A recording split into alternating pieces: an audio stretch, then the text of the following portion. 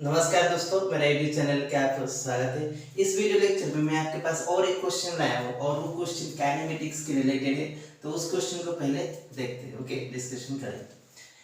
On one boundary of A swimming pool. Okay, देखिए ये आपकी स्विमिंग पूल है, ये आपकी स्विमिंग पूल है। ओके, ये आपका स्विमिंग पूल है और इस स्विमिंग पूल में क्या हो रहा है देखते हैं। There is a person at point A.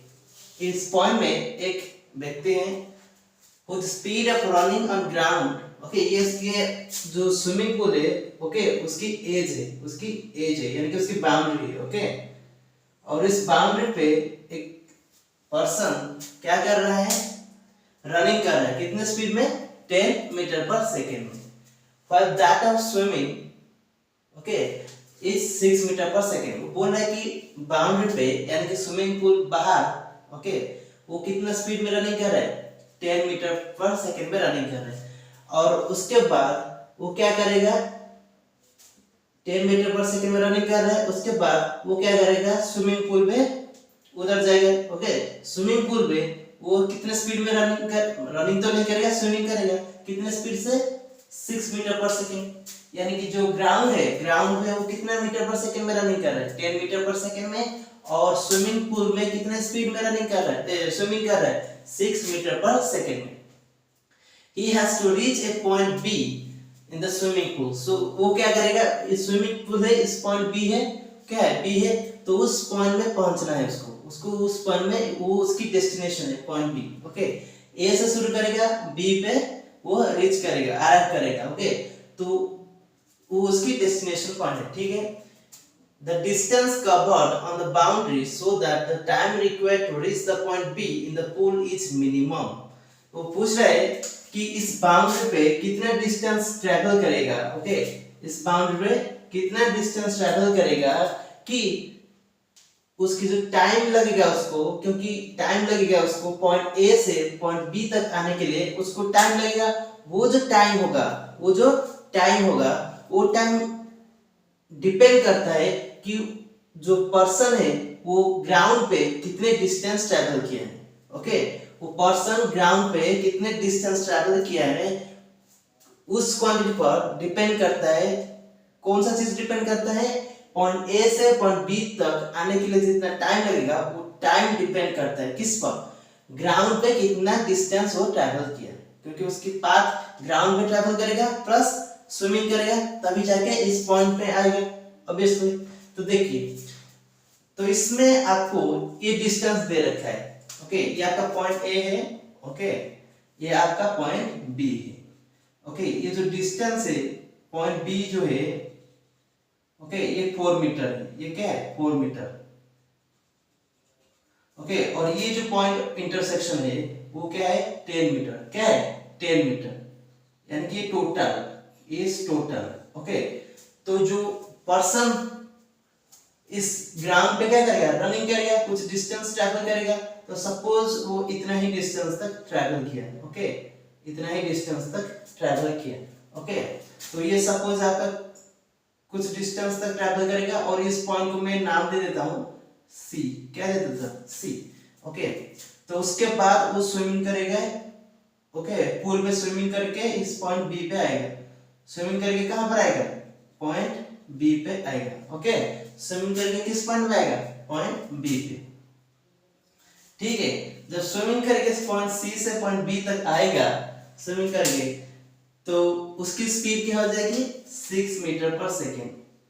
Okay, speed क्या हो जाएगी? 6 मीटर पर सेकेंड। जब ए टू सी तक रनिंग करेगा तो उसकी स्पीड क्या होगी? 10 मीटर पर सेकेंड। ओके, तो देखिए ये जो होता है, ये होता है उसके एक्चुअल पाथ में। जो सॉलिड लाइन है, ओके, ये डॉटेड लाइन है, ये उसके पाथ नहीं है। ये क्या है?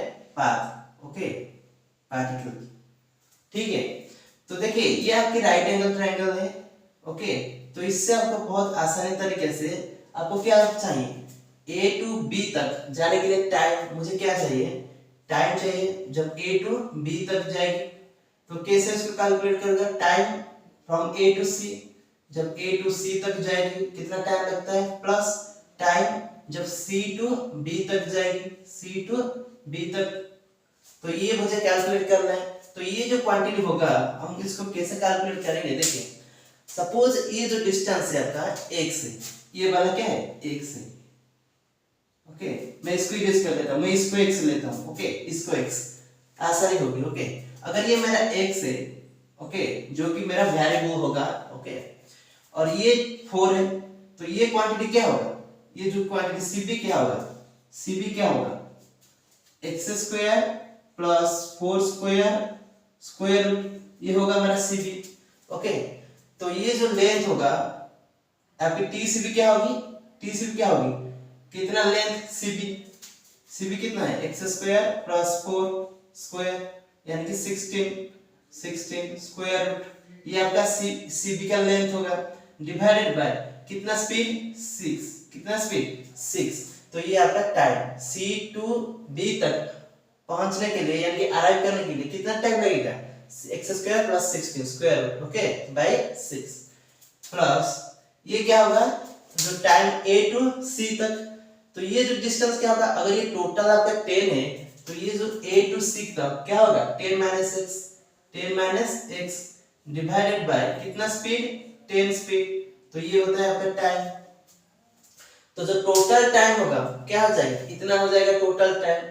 देखिए आपका जो टोटल टाइम किस पर डिपेंड करता है, x पर, यानी कि इस पर डिपेंड करता है, यानी कि इस पर भी डिपेंड करता है क्योंकि ये क्या होगा 10 माइनस x, ओके तो आपको क्या पूछा है कि आपका t क्या होगा, जो टाइम होगा वो क्या होना चाहिए, मिनिमम होना चाहिए, क्या होना चाहिए मिनिमम होना चाहिए, यानी कि आपका टाइम ये जो क्वांटिटी होगा ये आपका किसका फंक्शन है, x का फंक्शन, तो इसको मैं कैसे करूंगा, अगर x का मिनिमम हो या मैक्सिमम हो, अगर दे रखा है इसका मतलब है उसके जो डेरिवेटिव होगा विद रिस्पेक्ट टू वेरिएबल कौन है यहाँ पर x, वो क्या होगा 0 होगा, तो dt by dx मुझे कैलकुलेट करना है, तो ये क्या होगा, ये 1 0 हो जाएगा माइनस 1/10 और इसका क्या होगा हाफ, ओके 1/6, ठीक है